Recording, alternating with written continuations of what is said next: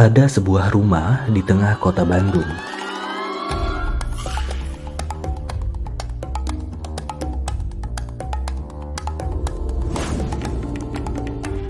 Yang konon tak tahu waktu. Setiap jam yang dibawa ke dalamnya akan berhenti pada angka yang sama. 2:45. Bukan karena rusak, tapi karena waktu di sana menolak untuk berjalan. Ini bukan sekedar kisah rumah angker.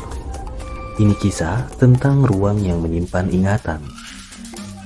Tentang manusia yang tak benar-benar pergi, dan tentang bagaimana waktu bisa menjadi penjara yang paling lembut.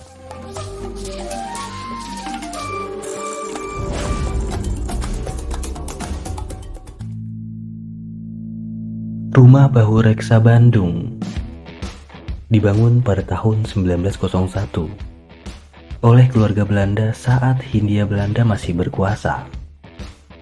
Rumah besar bergaya kolonial dengan jendela tinggi dan lantai marmer dingin. Dahulu tempat ini bukan sekedar rumah, tapi markas administrasi. Ada arsip, ada penyimpanan dokumen, dan ada ruang bawah tanah yang tertutup hingga kini. Setelah masa kolonial berakhir, rumah ini berpindah tangan beberapa kali. Dari pejabat Belanda ke orang Jepang, lalu ke seorang kolektor barang antik Indonesia. Namun yang aneh, siapapun yang tinggal tidak pernah lama. Mereka melaporkan hal yang sama. Jam berhenti tepat pukul 2:45. Langkah kaki di lorong panjang tanpa arah. Suara musik klasik di ruang tamu. Padahal tak ada alat musik di sana.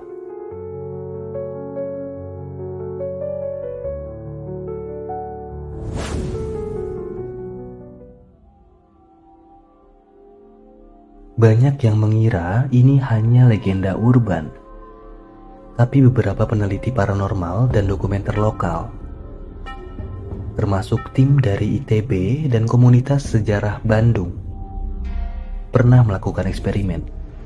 Mereka menaruh 3 jam analog dan 1 jam digital di ruang tamu.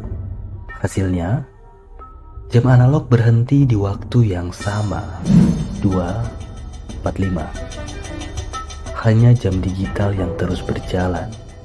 Tapi muncul gangguan, layar berkedip, dan baterai cepat habis.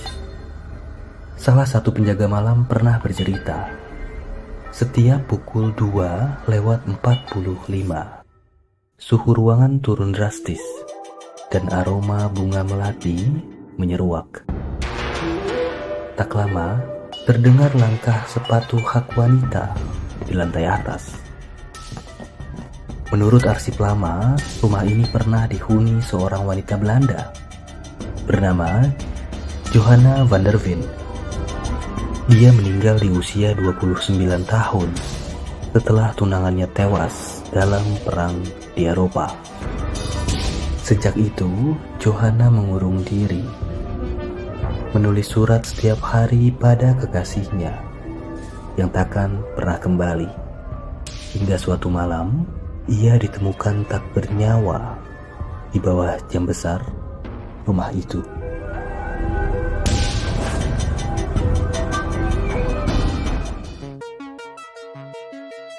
Mungkin rumah ini bukan angker. Mungkin ia hanya menolak lupa. Di dunia ini, setiap tempat menyimpan memori.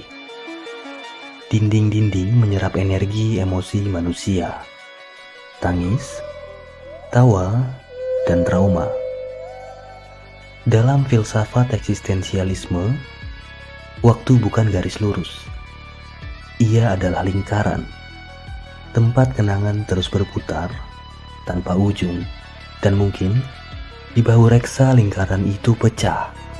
Waktu kehilangan arah hingga jam berhenti, bukan karena mati, tapi karena waktu di sana sedang berduka. Waktu bukan sekedar detik dan menit. Ia saksi kehidupan, catatan dari setiap niat manusia. Maka, jika ada tempat yang seakan terjebak waktu, mungkin ia sedang menyimpan dosa, penyesalan, atau bahkan kasih yang belum selesai. Malaikat mencatat setiap momen, dan rumah seperti bahu reksa mungkin hanyalah tempat di mana catatan itu masih terbuka.